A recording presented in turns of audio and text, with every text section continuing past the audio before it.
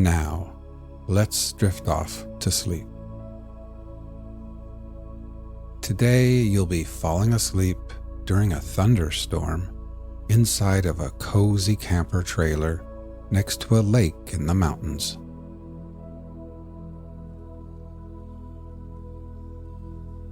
Imagine you are feeling exhausted, hot, and sweaty as you return to your camper.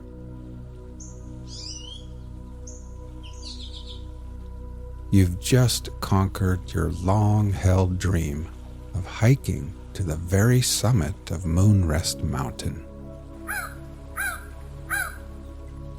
You've changed into your swimsuit and are now standing at the edge of the dock on weary, trembling legs, ready to celebrate your incredible achievement with a refreshing dive into the cool, crystal-clear waters of Silver Lake.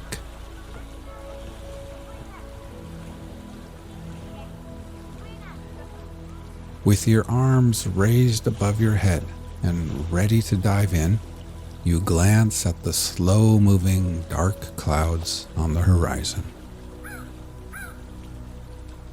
Beads of sweat are still clinging to your forehead when you push off the dock and soar through the air before gliding perfectly into the water. The crisp, cool water envelops you, gently massaging your entire being.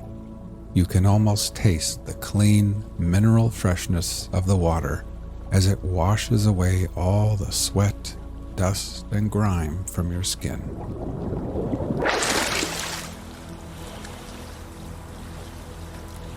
While breathing in deeply, you are met with the glorious sense of renewal. You feel utterly refreshed and rejuvenated.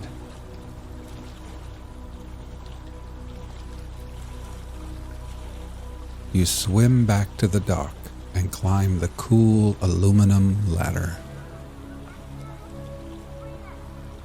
Then, standing there with a soft cotton towel draped around your shoulders, you gaze out across the deep blue lake.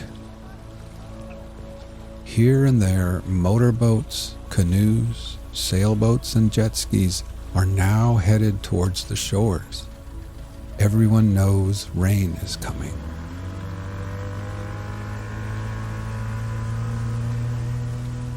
Kids wearing life vests and learning how to water ski are hoisted back into boats, and the small, colorful sails of dinghies flutter in the breeze as their little suntanned captains point them back towards land. Now, all toweled off and feeling a little bit chilled, you walk barefoot back to your camper ahead of the rain.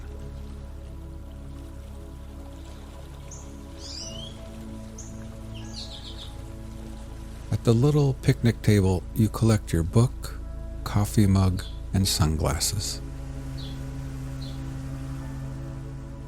You gather up other items and place them into a plastic tote. A salt and pepper shaker, a box of wooden matches, some paper plates. You secure the lid on the tote and move the Coleman lantern under the table.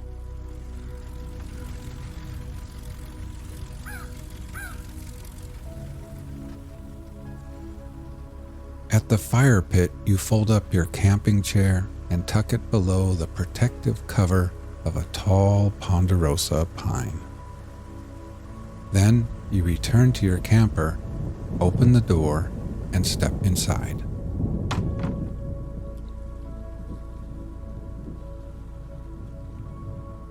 In the little kitchenette, you set water to boil for tea. And then you change into your favorite, coziest leisure wear.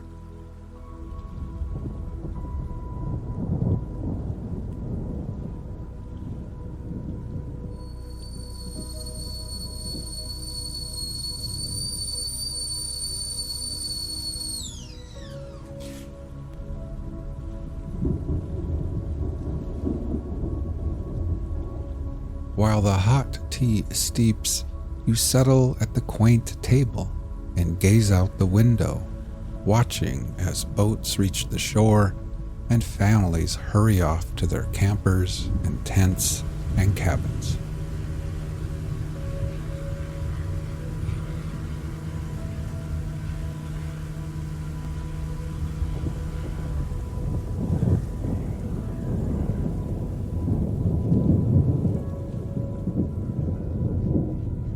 Now, with a warm cup of tea in hand and nestled in your soft, comfy clothes, you feel your body slowly warming again. You bring the mug to your lips. The fragrant steam curls around your face as you take a tiny sip. The tea is smooth, rich, and the perfect temperature.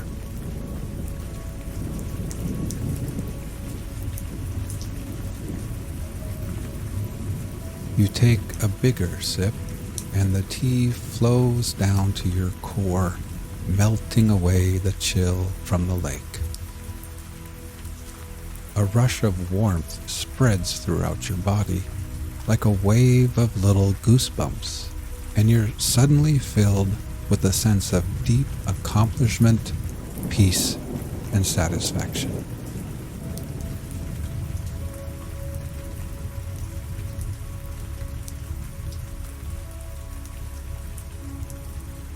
Now, as you sit here at Silver Lake, let's prepare for sleep. First, close your eyes and simply become aware of your breathing, feeling your chest gently rise and fall again.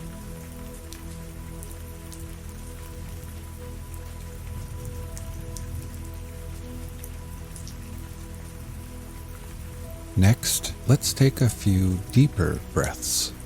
We will slowly fill our lungs with the cool, sweet scent of pine trees and that fresh mountain air. And then, after holding briefly, we will let it all go and exhale. Ready? Breathe in deeply, hold for 3, 2, 1, and then exhale.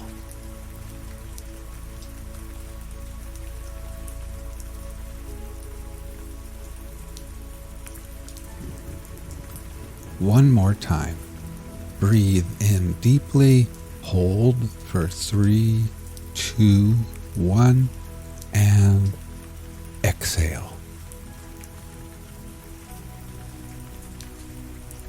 And try thinking to yourself, as I am here at Silver Lake, I can feel gravity pulling me back towards Earth. With every exhale, I can feel the slow rotation of Earth and the Earth's steady movement around the sun. I can feel my tired feet, my ankles, my fatigued calves, my knees, and my legs becoming heavier and heavier and more relaxed.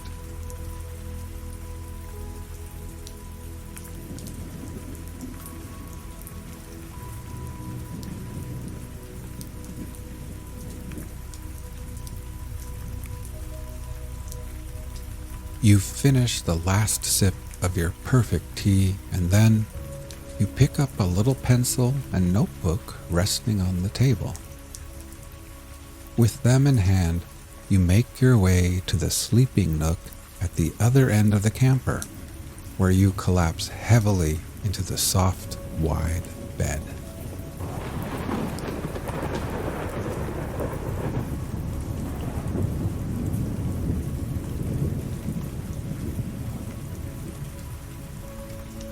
After the long, steep hike up Moonrest Mountain, the bed feels like a soft cloud beneath your tired body.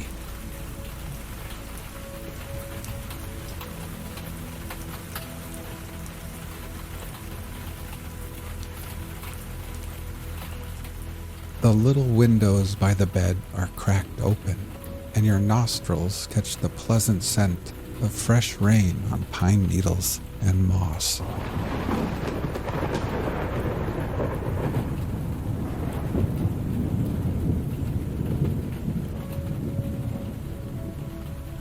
You look at your notepad and observe your to-do list. Each completed task is neatly crossed out with pencil. At the bottom of the page is one final entry on this list. A smile creeps across your face as you take the pencil and begin scribbling over that last item: climb Moonrest Mountain.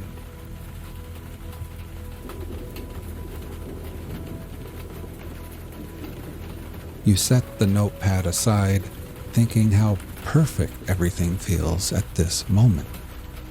You've completed everything you set out to do here. Tomorrow holds no obligations, and for now, everything is done, finished, and complete. You have earned this wonderful moment of absolute peace.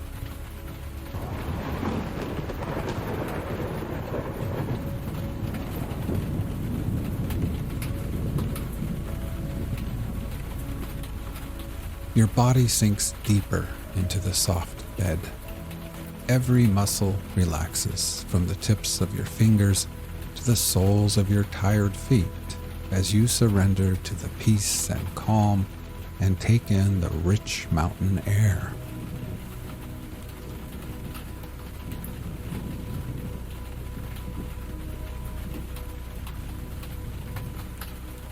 Let's take a few more deep breaths before drifting off to sleep. Ready?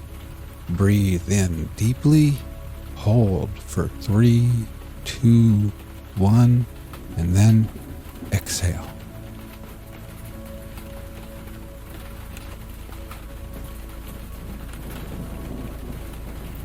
One more time.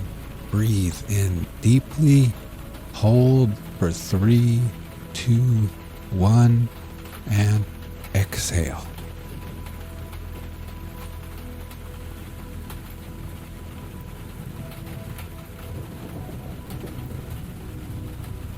Try thinking to yourself, as I lay here at Silver Lake, I can feel gravity pulling me back towards Earth. With every exhale, I experience my body feeling heavier and heavier and more relaxed. I can feel my tired arms, my hands, my torso, shoulders, neck, and head becoming heavier and more relaxed. My whole body feels at peace as gravity's pull tugs me gently and tucks me safely into this ever so soft bed.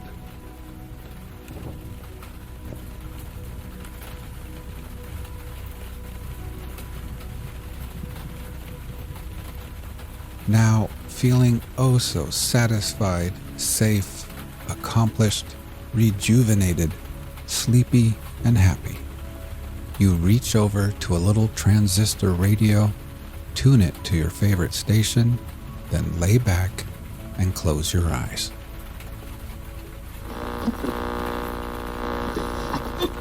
Tonight's reading from the Journal of the First Voyage of Columbus spans Friday, August 3rd through Monday, October 15th, 1492.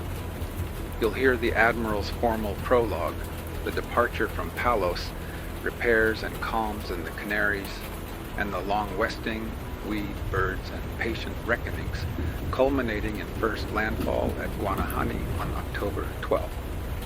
We continue through the first island visits from San Salvador to Santa Maria de la Concepcion and then Fernandina, ending as Columbus cares for a lone canoe-borne traveler and sets a course for the larger island ahead. Journal of the First Voyage of Columbus. This is the first voyage and the routes and direction taken by the Admiral Don Cristobal Colon when he discovered the Indies, summarized, except the prologue made for the sovereigns, which is given word for word and commences in this manner: in the name of our Lord Jesus Christ.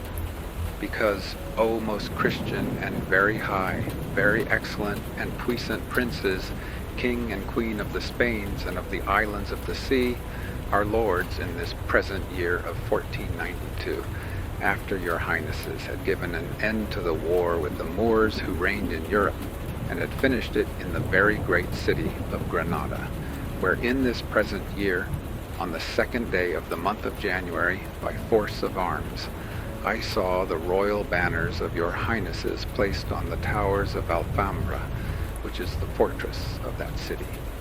And I saw the Moorish king come forth from the gates of the city, and kiss the royal hands of your highnesses, and of the prince my lord. And presently in that same month, acting on the information that I had given to your highnesses, touching the lands of India, and respecting a prince who is called Grand Khan, which means in our language, King of Kings, how he and his ancestors had sent to Rome many times to ask for learned men of our holy faith to teach him, and how the Holy Father had never complied, insomuch that many people believing in idolatries were lost by receiving doctrine of perdition. Your highnesses as Catholic Christians and princes who love the holy Christian faith and the propagation of it, and who are enemies to the sect of Mahoma and to all idolatries and heresies, resolved to send me, Cristobal Colon, to the said parts of India to see the said princes and the cities and lands and their disposition, with a view that they might be converted to our holy faith, and ordered that I should not go by land to the eastward, as had been customary, but that I should go by way of the west, whither up to this day we do not know for certain that anyone has gone.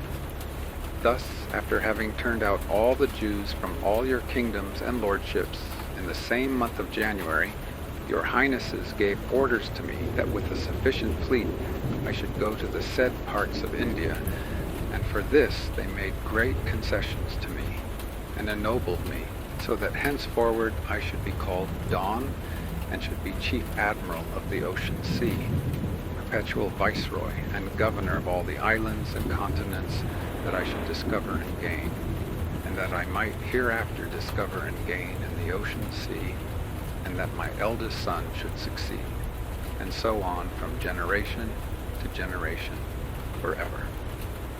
I left the city of Granada on the 12th day of May in the same year of 1492, being Saturday, and came to the town of Palos, which is a seaport, where I equipped 3 vessels well suited for such service, and departed from that port well supplied with provisions and with many sailors on the 3rd day of August of the same year, being Friday, half an hour before sunrise, taking the route to the islands of Canaria, belonging to your highnesses, which are in the said Ocean Sea, that I might thence take my departure for navigating until I should arrive at the Indies, and give the letters of your highnesses to those princes, so as to comply with my orders. As part of my duty, I thought it well to write an account of all the voyage very punctually, noting from day to day all that I should do and see, and that should happen, as will be seen further on. Also, lords princes, I resolved to describe each night what passed in the day, and to note each day how I navigated at night. I propose to construct a new chart for navigating, on which I shall delineate all the sea and lands of the ocean in their proper positions under their bearings. And further, I propose to prepare a book, and to put down all as it were in a picture, by latitude from the equator and western longitude. Above all, I shall have accomplished much, for I shall forget sleep, and shall work at the business of navigation, that so the service may be performed, all which will entail great labor. Friday, 3rd of August. We departed on Friday, the 3rd of August, in the year 1492, from the bar of Saltes at 8 o'clock, and proceeded with a strong sea breeze until sunset towards the south, for 60 miles, equal to 15 leagues, afterwards southwest and west-southwest, which was the course for the Canaries. Saturday, 4th of August. They steered southwest 1/4 south. Sunday, 5th of August. They continued their course day and night more than 40 leagues. Monday, 6th of August. The rudder of the Caravel Pinta became unshipped, and Martin Alonso Pinzon, who was in command, believed or suspected that it was by contrivance of Gomez Rascon and Cristobal Quintero, to whom the Caravel belonged, for they dreaded to go on that voyage. The admiral says that, before they sailed, these men had been displaying a certain backwardness, so to speak. The admiral was much disturbed at not being able to help the said Caravel without danger, and he says that he was eased of some anxiety when he reflected that Martin Alonso Pinzon was a man of energy and ingenuity. They made, during the day and night, 29 leagues. Tuesday, 7th of August. The rudder of the Pinta was shipped and secured, and they proceeded on a course for the island of Lanzarote, one of the Canaries. They made, during the day and night, 25 leagues. Wednesday, 8th of August. Opinions respecting their position varied among the pilots of the three caravels, but that of the admiral proved to be nearer the truth. He wished to go to Gran Canaria to leave the Caravel Pinta, because she was disabled by the faulty hanging of her rudder and was making water. He intended to obtain another there if one could be found. They could not reach the place that day. Thursday, 9th of August. The admiral was not able to reach Gomera until the night of Sunday, while Martin Alonso remained on that coast of Gran Canaria by order of the admiral, because his vessel could not be navigated. Afterwards, the admiral took her to Canaria, and they repaired the Pinta very thoroughly through the pains and labor of the admiral, of Martin Alonso, and of the rest. Finally, they came to Gomera. They saw a great fire issue from the mountain of the island of Tenerife, which is of great height. They rigged the Pinta with square sails, for she was lateen rigged, and the admiral reached Gomera on Sunday, the 2nd of September, with the Pinta repaired.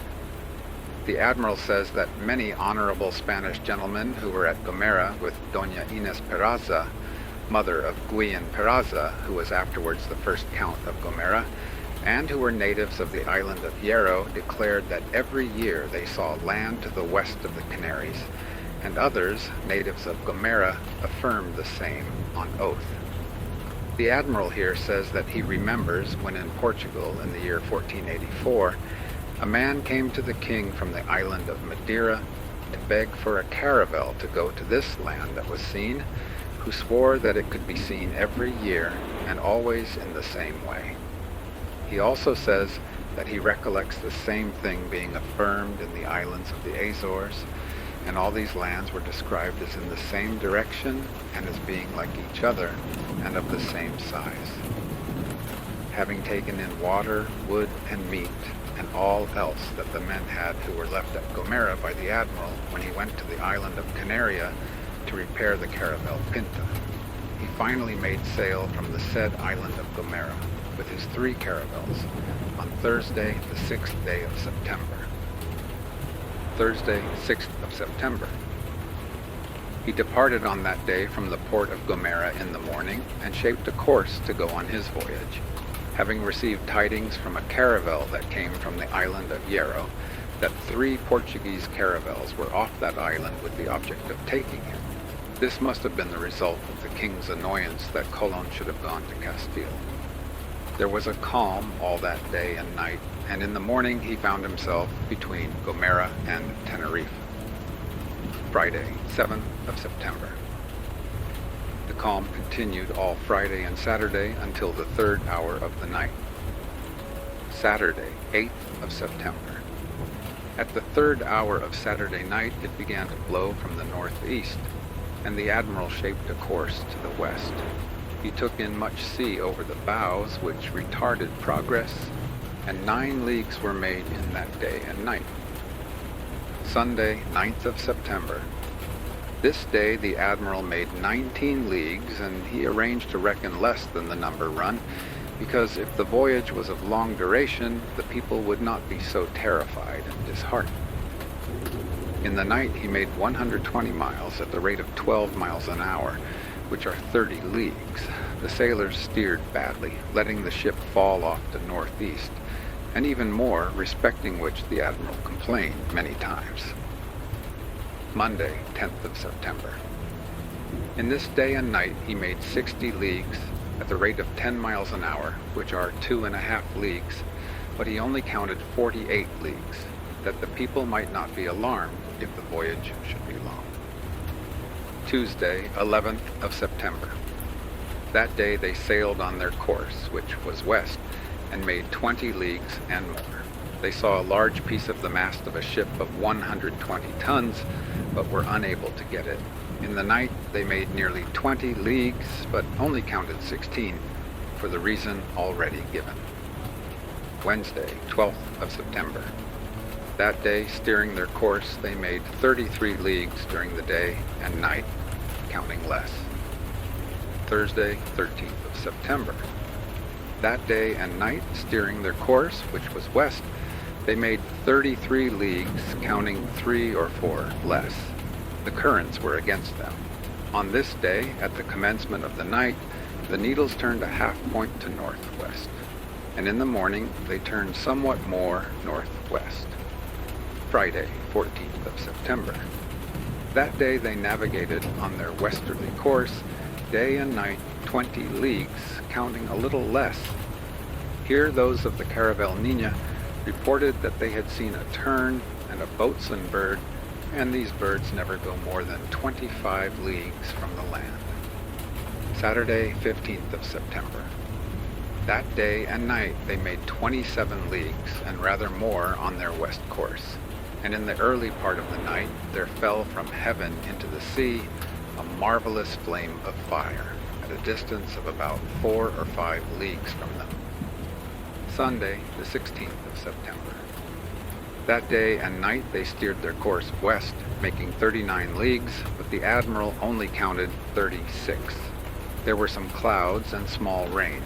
The admiral says that on that day and ever afterwards they met with very temperate breezes, so that there was great pleasure in enjoying the mornings, nothing being wanted but the song of nightingales. He says that the weather was like April in Andalusia. Here they began to see many tufts of grass which were very green and appeared to have been quite recently torn from the land. From this they judged that they were near some island, but not the mainland, according to the admiral, because, as he says, I make the mainland to be more distant. Monday, 17th of September. They proceeded on their west course and made over 50 leagues in the day and night, but the admiral only counted 47. They were aided by the current.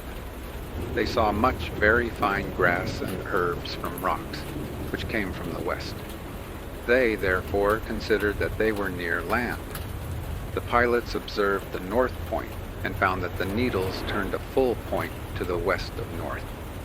So the mariners were alarmed and dejected, and did not give their reason. But the admiral knew, and ordered that the north should be again observed at dawn. They then found that the needles were true. The cause was that the star makes the movement, and not the needles.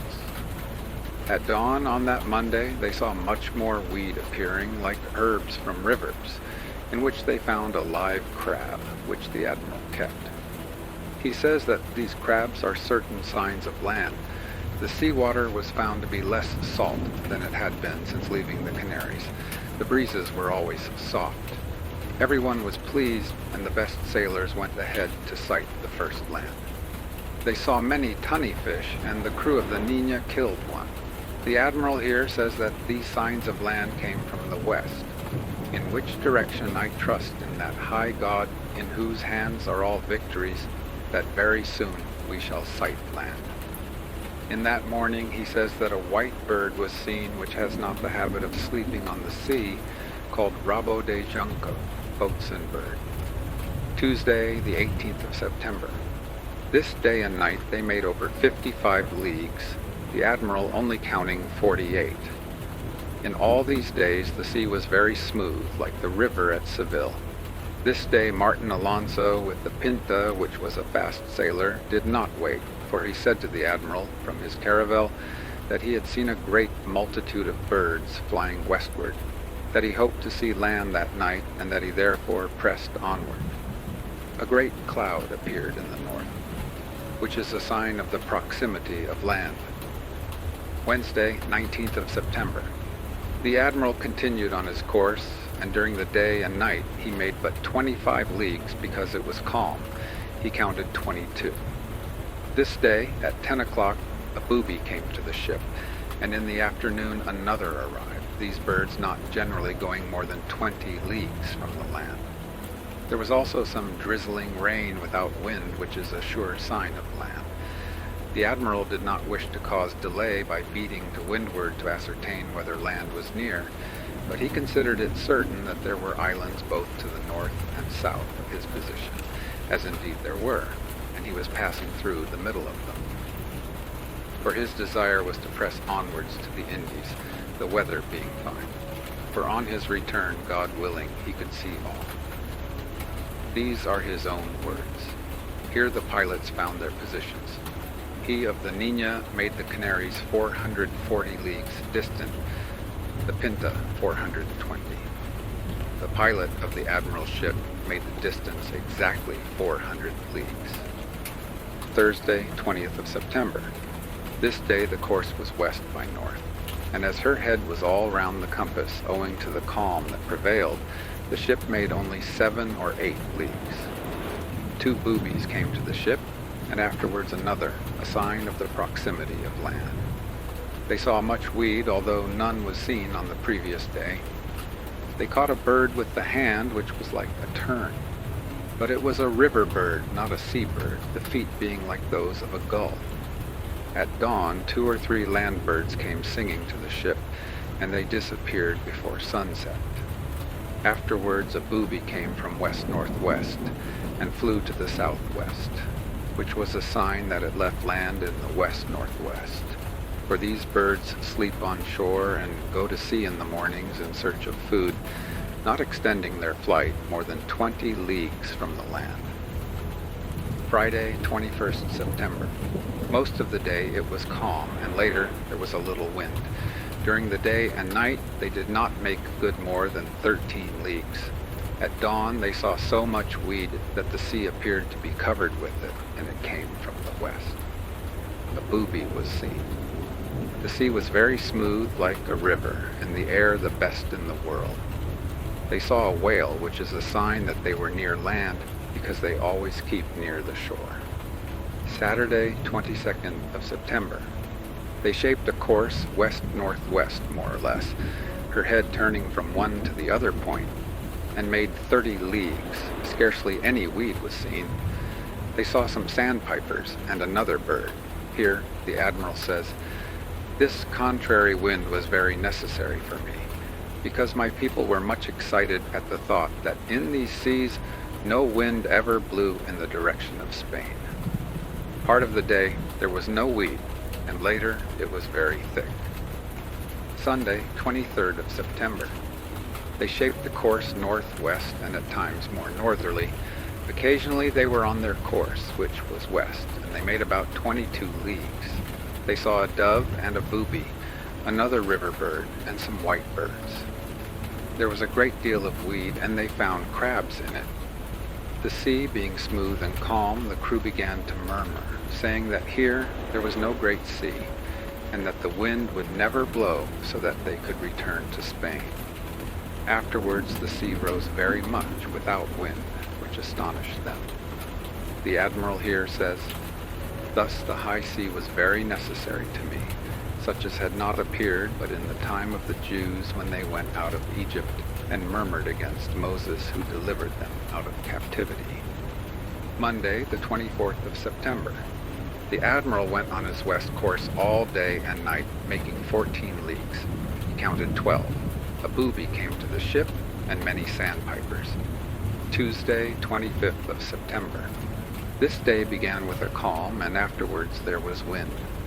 They were on their west course until night. The admiral conversed with Martin Alonso Pinzon, captain of the other caravel Pinta, respecting a chart which he had sent to the caravel 3 days before, on which, as it would appear, the admiral had certain islands depicted in that sea. Martin Alonso said that the ships were in the position on which the islands were placed, and the admiral replied that so it appeared to him, but it might be that they had not fallen in with them, owing to the currents which had always set the ships to the northeast, and that they had not made so much as the pilots reported. The admiral then asked for the chart to be returned, and it was sent back on a line. The admiral then began to plot the position on it with the pilot and mariners. At sunset, Martin Alonso went up on the poop of his ship, and with much joy called to the admiral, claiming the reward as he had sighted land. When the admiral heard this positively declared, he says that he gave thanks to the Lord on his knees, while Martin Alonso said the Gloria in Excelsis with his people. The admiral's crew did the same. Those of the Niña all went up on the mast and into the rigging, and declared that it was land. It so seemed to the admiral, and that it was distant 25 leagues. They all continued to declare it was land until night. The admiral ordered the course to be altered from west to southwest, in which direction the land had appeared. That day they made 4 leagues on a west course, and 17 southwest during the night, in all 21. But the people were told that 13 was the distance made good, for it was always feigned to them that the distances were less, so that the voyage might not appear so long. Thus 2 reckonings were kept on this voyage, the shorter being feigned, and the longer being the true one. The sea was very smooth, so that many sailors bathed alongside. They saw many dorados and other fish. Wednesday, 26th of September. The admiral continued on the west course until afternoon. Then he altered course to southwest, until he made out that what had been said to be land was only clouds. Day and night they made 31 leagues, counting 24 for the people. The sea was like a river, the air pleasant and very mild.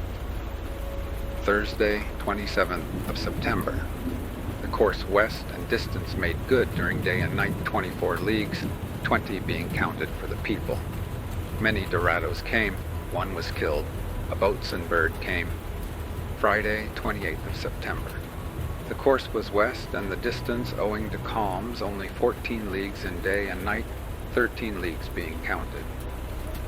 They met with little weed, but caught 2 dorados, and more in the other ships. Saturday, 29th of September. The course was west, and they made 24 leagues, counting 21 for the people. Owing to calms, the distance made good during day and night was not much. They saw a bird called rabiforcado, man-o'-war bird, which makes the boobies vomit what they have swallowed, and eats it, maintaining itself on nothing else. It is a sea bird, but does not sleep on the sea, and does not go more than 20 leagues from the land. There are many of them at the Cape Verde Islands. Afterwards they saw 2 boobies. The air was very mild and agreeable, and the admiral says that nothing was wanting but to hear the nightingale. The sea smooth as a river. Later, 3 boobies and a man-o'-war bird were seen 3 times. There was much wind. Sunday, 30th of September. The western course was steered, and during the day and night, owing to calms, only 14 leagues were made, 11 being counted. 4 boatswain birds came to the ship, which is a great sign of land, for so many birds of this kind together is a sign that they are not straying or lost. They also twice saw 4 boobies. There was much weed. Note that the stars, which are called Las Guardias, the pointers, when night comes on, are near the western point, and when dawn breaks, they are near the northeast point, so that during the whole night they do not appear to move more than 3 lines or 9 hours, and this on each night. The admiral says this, and also that at nightfall the needles vary a point westerly, while at dawn they agree exactly with the star. From this it would appear that the North Star has a movement like the other stars, while the needles always point correctly. Monday, 1st of October. Course west and 25 leagues made good, counted for the crew as 20 leagues. There was a heavy shower of rain. At dawn, the Admiral's pilot made the distance from Hierro 578 leagues to the west.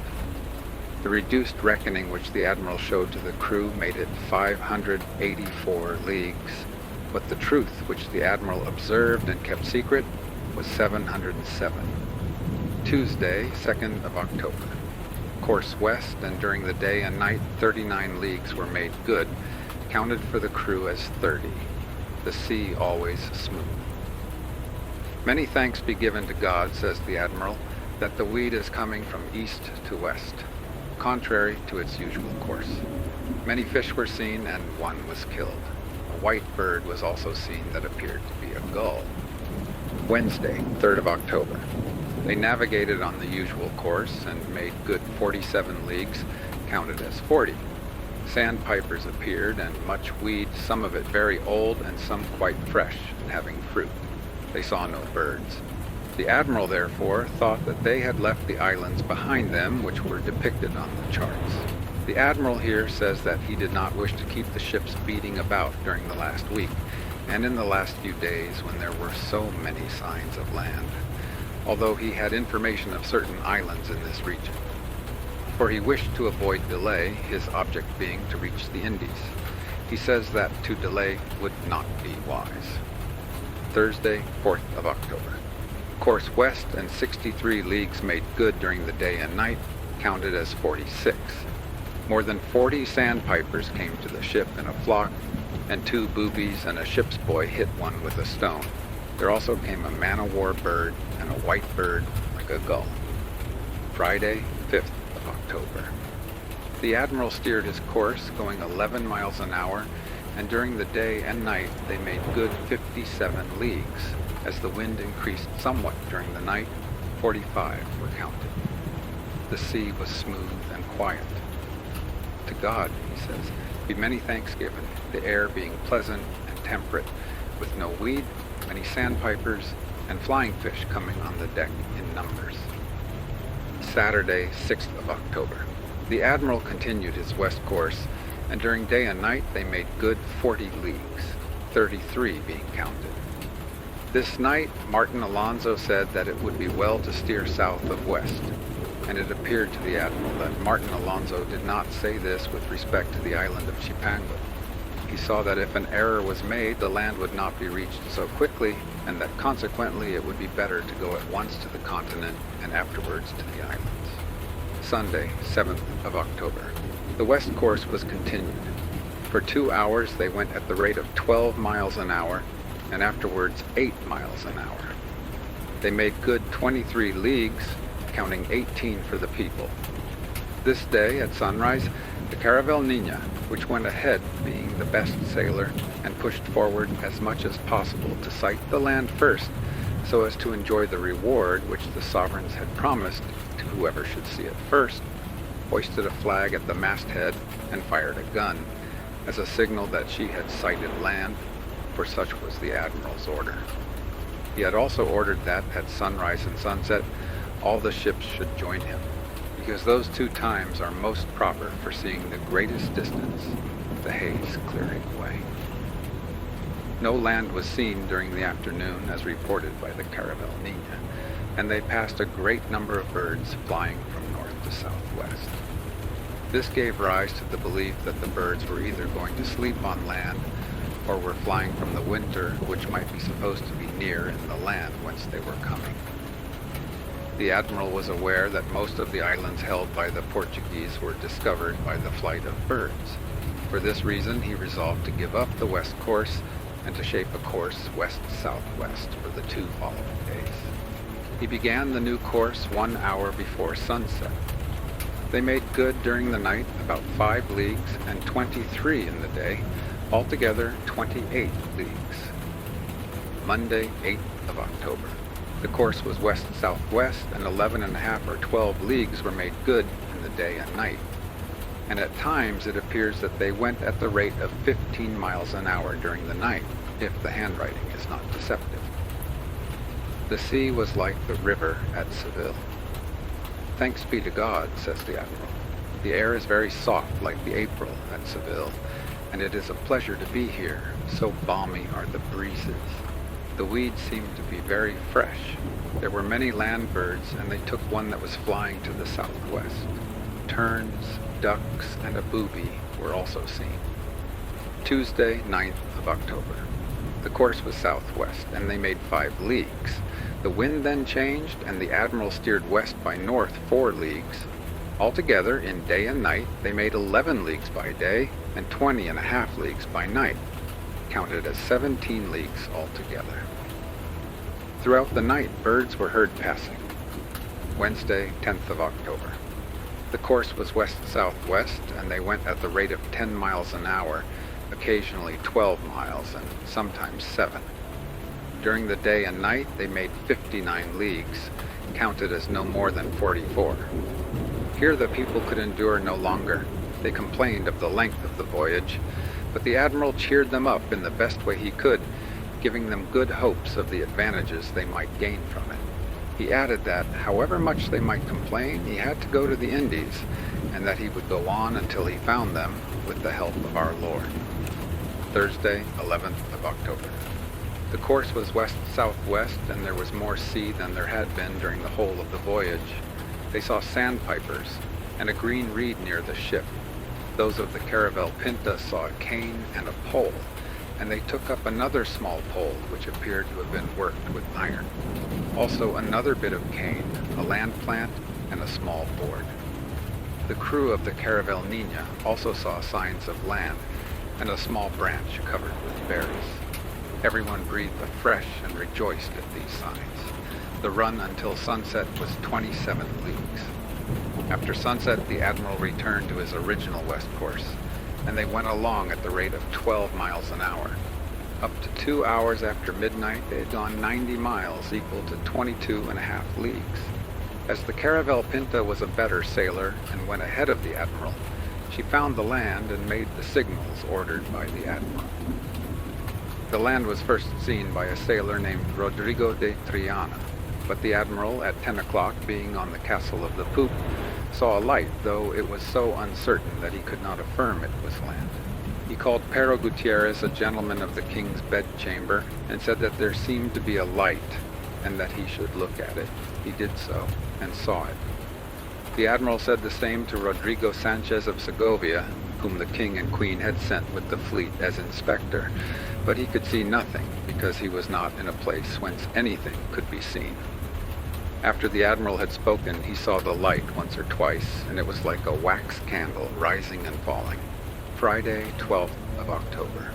The vessels were hove to, waiting for daylight, and on Friday they arrived at a small island of the Lucayos, called in the language of the Indians Guanahani.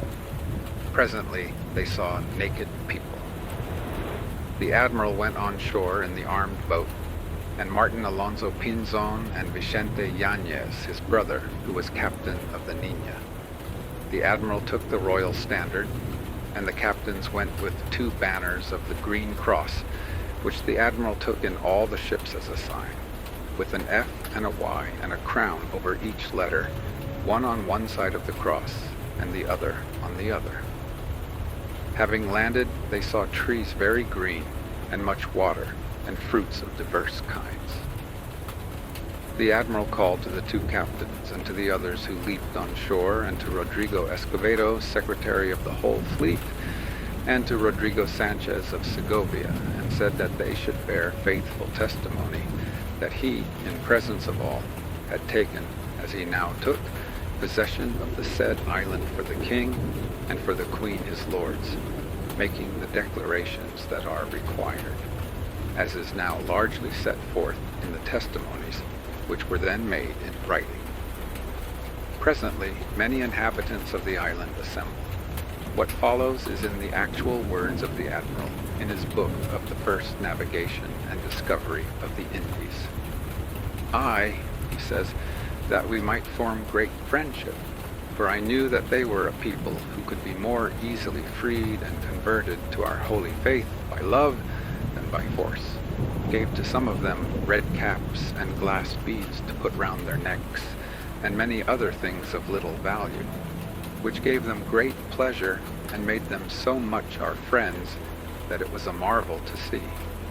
They afterwards came to the ship's boats where we were, swimming and bringing us parrots, cotton threads and skeins, darts, and many other things. And we exchanged them for other things that we gave them, such as glass beads and small bells. In fine, they took all and gave what they had with good will. It appeared to me to be a race of people very poor in everything. They go as naked as when their mothers bore them, and so do the women, although I did not see more than one young girl. All I saw were youths, none more than 30 years of age. They are very well made, with very handsome bodies and very good countenances. Their hair is short and coarse, almost like the hairs of a horse's tail. They wear the hairs brought down to the eyebrows, except a few locks behind, which they wear long and never cut. They paint themselves black, and they are the color of the Canarians, neither black nor white. Some paint themselves white, others red, and others of what color they find. Some paint their faces, others the whole body. Some only round the eyes, others only on the nose. They neither carry nor know anything of arms, for I showed them swords, and they took them by the blade and cut themselves through ignorance. They have no iron, their darts being wands without iron, some of them having a fish's tooth at the end, and others being pointed in various ways. They are all of fair stature and size, with good faces and well made. I saw some with marks of wounds on their bodies, and I made signs to ask what it was, and they gave me to understand that people from other adjacent islands came with the intention of seizing them, and that they defended themselves. I believed, and still believe, that they come here from the mainland to take them prisoners. They should be good servants and intelligent, for I observed that they quickly took in what was said to them, and I believe that they would easily be made Christians, as it appeared to me that they had no religion. I, our Lord being pleased, will take hence at the time of my departure 6 natives for your highnesses, that they may learn to speak. I saw no beast of any kind except parrots on this island. The above is in the words of the Admiral. Saturday, 13th of October. As soon as dawn broke, many of these people came to the beach, all youths, as I have said, and all of good stature, of very handsome people. Their hair is not curly, but loose and coarse, like horsehair, and all the forehead is broad, more so than in any other people I have hitherto seen. Their eyes are very beautiful, and not small, and themselves far from black, but the color of the Canarians. Nor should anything else be expected, as this island is in a line east and west from the island of Hierro in the Canaries. Their legs are very straight, all in one line, and no belly, but very well formed. They came to the ship in small canoes, made out of the trunk of a tree like a long boat, and all of one piece, and wonderfully worked, considering the country. They are large, some of them holding 40 to 45 men, others smaller, and some only large enough to hold one man. They are propelled with a paddle like a baker's shovel, and go at a marvelous rate. If the canoe capsizes, they all promptly begin to swim, and to bail it out with calabashes that they take with them. They brought skeins of cotton thread, parrots, darts, and other small things which it would be tedious to recount, and they give all in exchange for anything that may be given to them. I was attentive and took trouble to ascertain if there was gold. I saw that some of them had a small piece fastened in a hole they have in the nose, and by signs I was able to make out that to the south, or going from the island to the south, there was a king who had great cups full, and who possessed a great quantity. I tried to get them to go there, but afterwards I saw that they had no inclination. I resolved to wait until tomorrow in the afternoon, and then to depart, shaping a course to the southwest, for according to what many of them told me, there was land to the south, to the southwest, and northwest, and that the natives from the northwest often came to attack them, and went on to the southwest in search of gold and precious stones.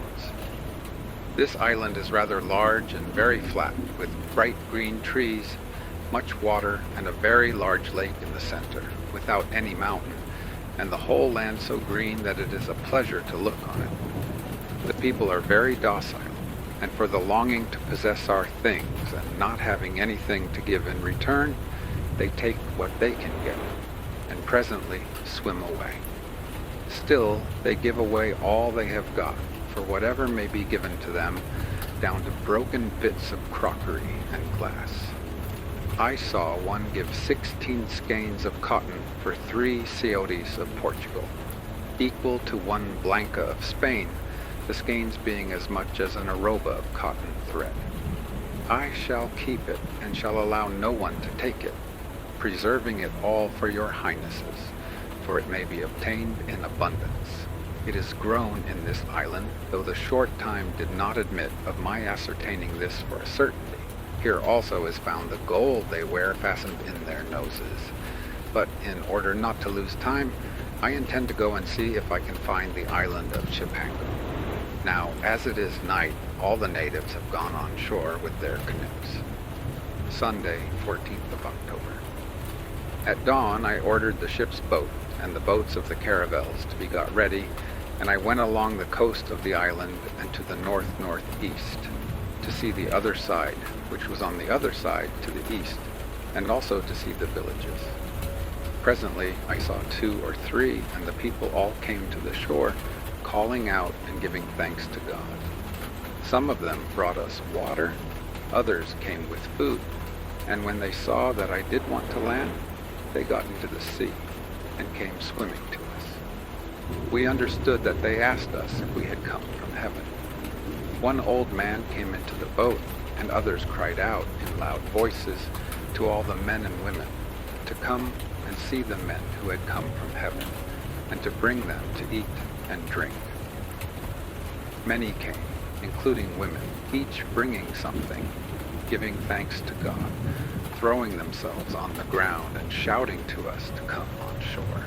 But I was afraid to land, seeing an extensive reef of rocks which surrounded the island, with deep water between it and the shore, forming a port large enough for as many ships as there are in Christendom, but with a very narrow entrance.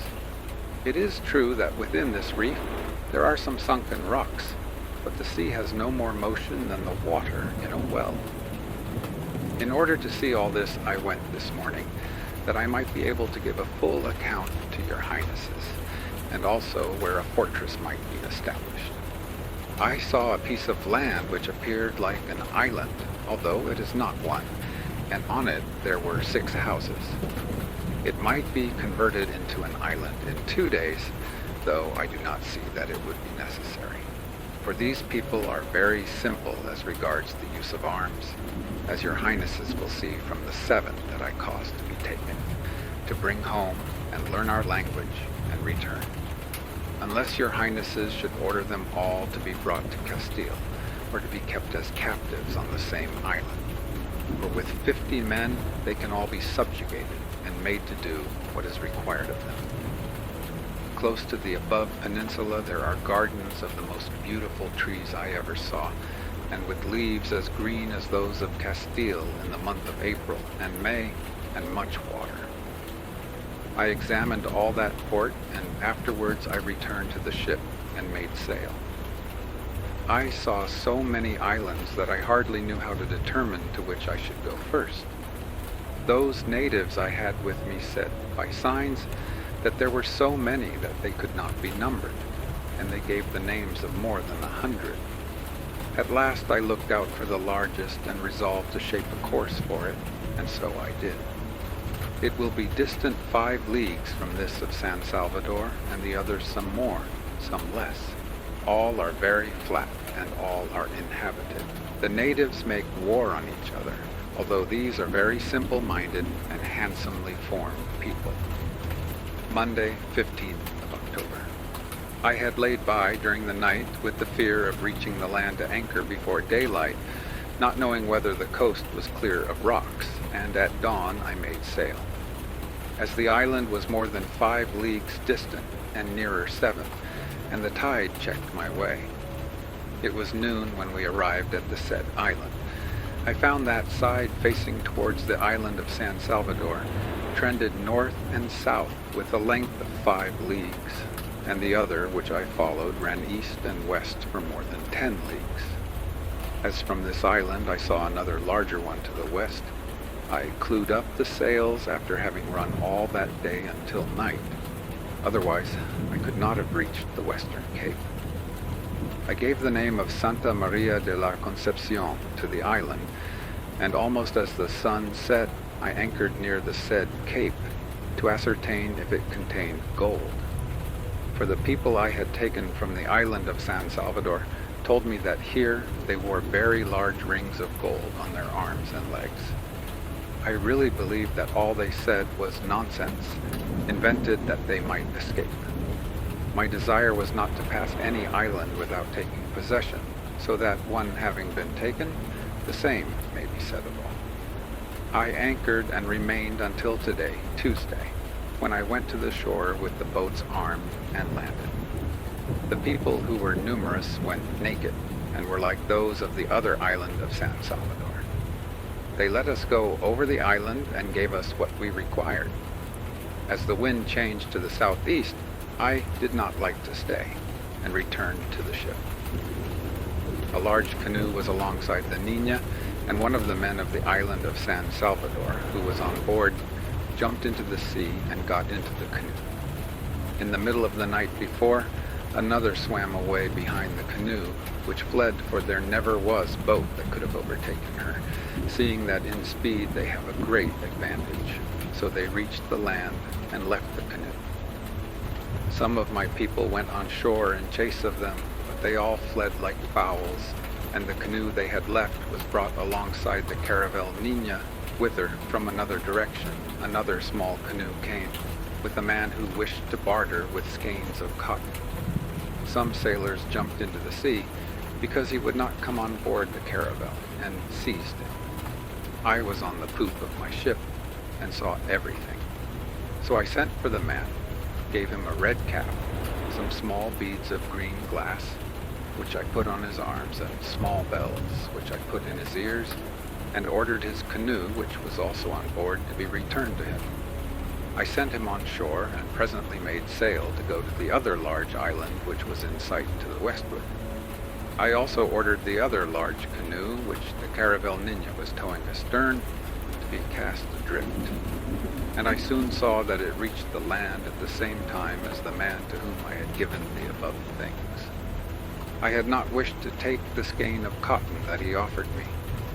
All the others came round him and seemed astonished, for it appeared clear to them that we were good people.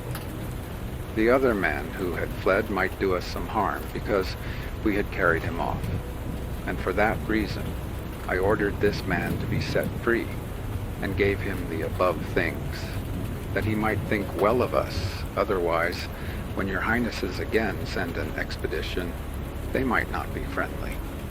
All the presents I gave were not worth 4 maravedis.